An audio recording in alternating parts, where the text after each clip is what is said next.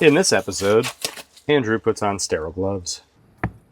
Pretty sure I smelled dinner. I'm pretty sure I smell and kind of taste blaster. Someone broke the sink. It seemed like it was deliberate. Kinda doesn't make sense, but here we are.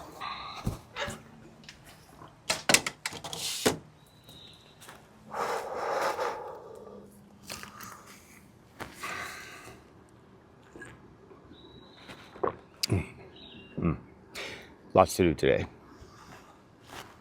Are you guys ready?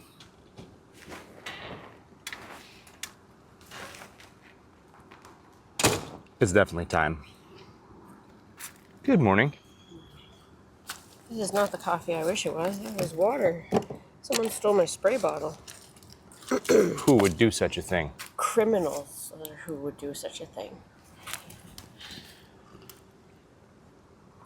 Penance. Penance. There's pirates in these waters. Oh, too sweet. We don't all like our coffee the same. All right. Let's do this. Yep. So you're going to turn this way.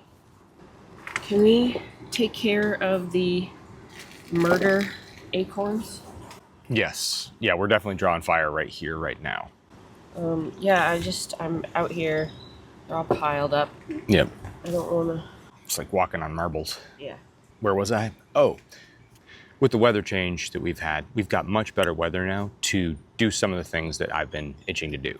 And one of the major ones is to dig underneath the Airstream in this back belly pan. So underneath the back, the major things I need to do is to check the frame paint and to check the wiring. So that's where I'm headed.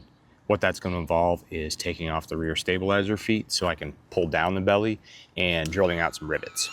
And that's the start of it, at least. Going to launch into that as soon as we're done here. All right. So I think that's the best I can do with the skills that I have. Some professional is going to be horrified.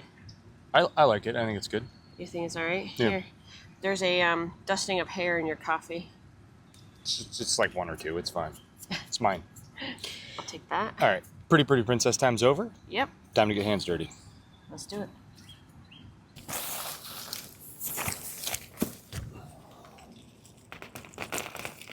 Marbles. All right. I'm going to take the trash now. Okay. Be careful. Yeah, okay. Be careful on your one wheel, please. I will. Yeah. Haircut's about 5 minutes old and I already have a bike helmet on. Kinda doesn't make sense, but here we are. Got to bring trash.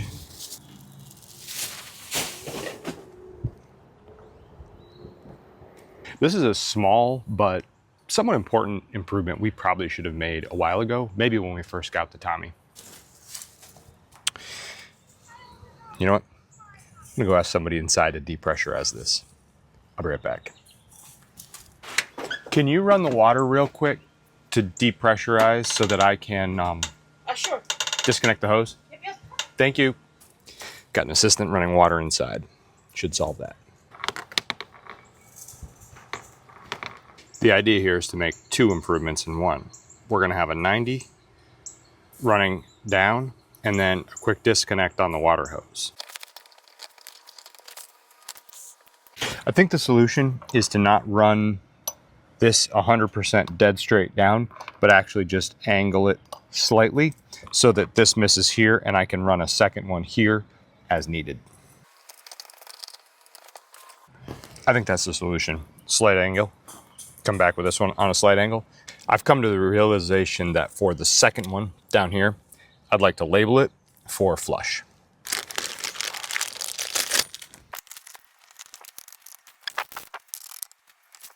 One of the other things that we bought was a mold test kit. With this being a flooded salvage trailer, one of our viewers reached out in the comments to say maybe we should test for mold. So, well, we're gonna set this up, but more on that later. I'm meal prepping for Andrew. I have a spaghetti squash bake and cauliflower fried rice. He has asked me this week to cook low carb because for the first time since school, my pants are just fitting a little too tight. Desk jobs, buddy, desk jobs. I sit a lot. Yeah. Yeah. So I've made you low carb lunches. Yeah. The spaghetti squash number, it smells excellent. I have once again broken down and read the instructions on this. So we've got essentially 3 things to test. Ambient room air, where you'd leave the dish out for an hour and let things fall on it. Testing of the duct system, HVAC system, where you would tape one of these petri dishes up against the exit vent to see what's blowing through the system and landing on it. Now, in this Airstream, we essentially have 2 separate HVAC systems because we have the heat and the ducts run on the floor level, and then we have the ACs on the roof, and that's ducted in the ceiling. So there's 2 separate duct systems to test there. One of them was low enough to be affected by the flood. And the last one is to swab a surface and then put that those swabbings onto the dish itself. All right, I've got my lab set up here. The part of me with a little bit of microbiology experience is kind of horrified to have this set up on a bathroom counter, but ultimately the whole point is to contaminate these plates with what's in this Airstream and see what grows. I'm pretty well set up here. Let me show you how the plates labeled. Did you show them what I did to the sink? Oh, I haven't. Someone broke the sink. It's bad news, guys. It's really bad news. Yeah, we can fix it. I feel really bad. But I was trying to get the staining, the mineral deposits off Right, of the so sink. vinegar soak to get the mineral deposits may have led to This. Yeah. So this is our hard water staining, and we were trying to do a vinegar soak to remove it. And we think after doing that a couple times, it eroded the die-cast metal here. This is not brass. It's more of a zinc. So I think it just failed from being saturated in an acid a couple of times now. We've soaked this a couple of times to get rid of that staining, and I think it just failed. I have this all mapped out for the ones that require time. I'm just going to write down the time that I placed the petri, and I should be able to keep track of everything. In this episode, Andrew puts on sterile gloves. Let me take a minute and try to explain what's going on here in the ideal world versus the sort of reality. In some sense, what we're doing right now is just some kind of nerd fun. It's very strange for me, having some science background, to be using sterile stuff in a completely non-sterile environment. Now, if we had say a lab that's otherwise perfectly clean and sterile, and we had something funky growing in the corner, we could test that by doing this procedure here. We can see what that one contamination is growing on a petri plate. In this Airstream, we completely don't have that environment. We open to fresh air. We are below an oak tree that has decaying oak leaves. There has to be fungus and bacteria kind of blowing through this trailer left, right, and center. For us, what we're doing right now is kind of seeing if anything identifiably really bad grows on these petri plates. From one end of this trailer to the other, we'll take some samples and we'll see. Just for fun, though. Really, it's just for fun, because there has to be some stuff that grows. There just has to be. So, next step, I'm going to break the seal on these plates and label them. Triple sealed agar plates. Changed my mind a little bit. You'd mentioned before underneath the shower, and I'd forgotten that. I was going to do the rear floor. I'm going to actually do underneath the shower. Well, that is the only place in this trailer that we did not get all of the flooring out and mold remediated, because there's not enough room and we keep getting fiberglass slivers from the pan. Yep. Yeah, it was tough. It was tough on my knuckles. Go nuts. To do this one with the lid off, obviously I basically swipe inoculated with the Q-tips. After 10 minutes with the heat blowing through, I can see visible dust on here. So I think that's a pretty good inoculation of this plate. We should see something growing. 5 out of 6 plates are done. The ones that went on the ducts got treated for 10 minutes.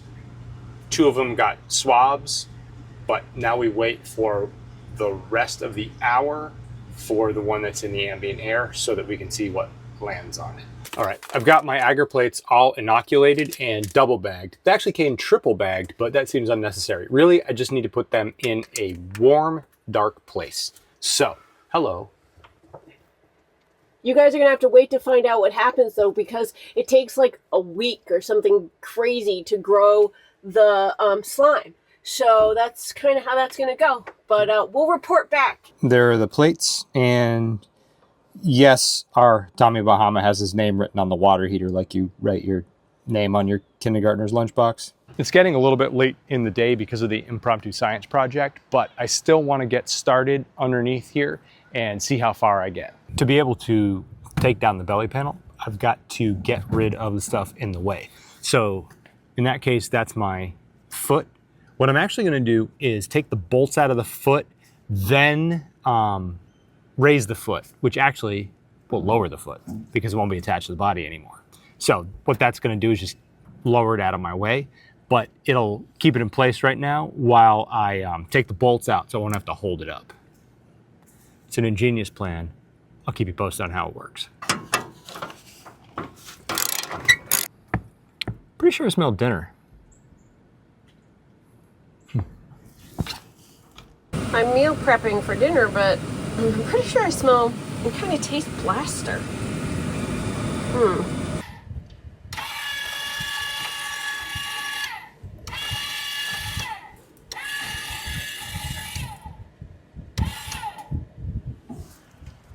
They self-equalize, so they it kind of works against you when you want to do something like this, but mostly I just need to make sure I got enough slack.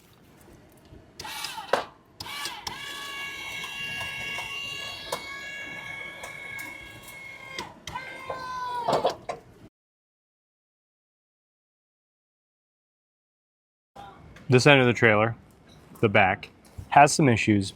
It's not as bad as the other end.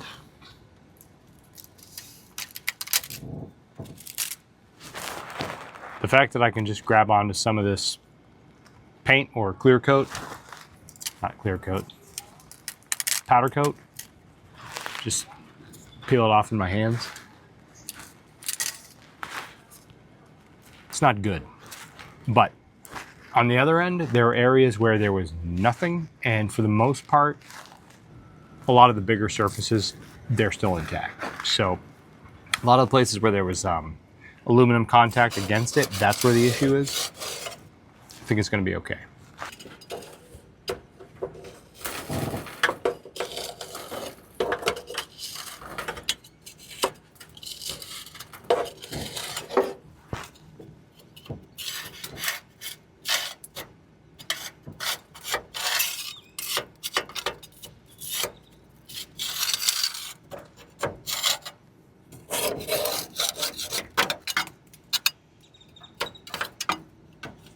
Got the air back.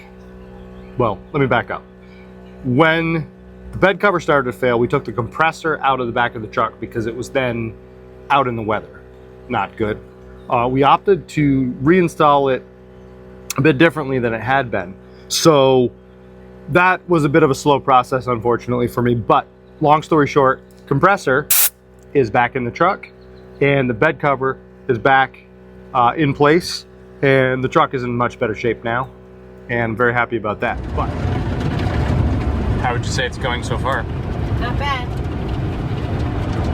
I got chatting with the guy and he gave it to us for free. This is a free car wash. This is better than a regular car wash.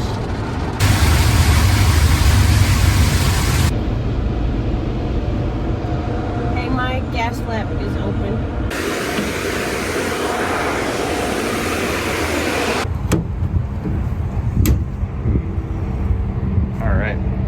A little bit of leakage at the tailgate seal.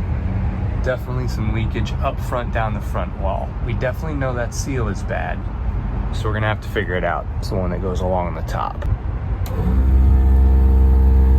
Air compressor still kicks on. We know this old sweep is a little bit problematic because it hasn't been trained right. Something to work on. Not bad for free car wash. I guess it's promotional today. Tonneau cover update. It stayed latched on the highway. I Awesome. would say that it's a win. Yeah, it is leaking a little bit. I think we need to replace the sweeps at both ends.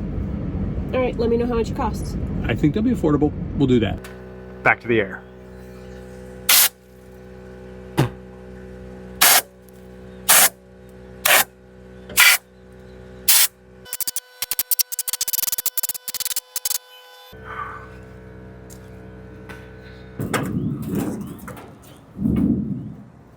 I did just get cute with the jack to raise it up. Keep the belly pan in place. Just a word if you're messing with those jacks. They're really heavy and they want to do nothing more than just pinch your fingers. So just be aware. Not a toy. Did I say we were done for the day? I find myself wanting to check out a couple things here. Come along with me.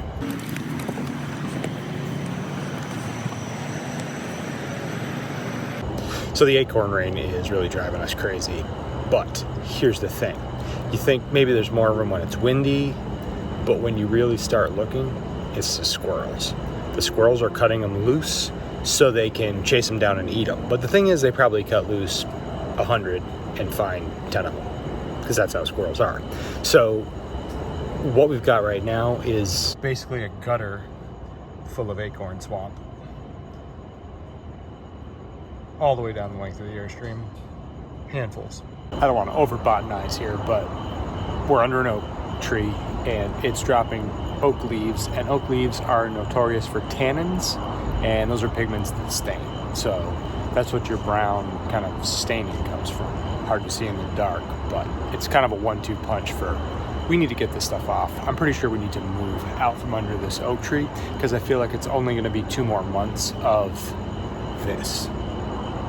Right now, small acorns, medium-sized acorns, they haven't even reached full size, and we're kind of worried about moderate but constant influx causing damage.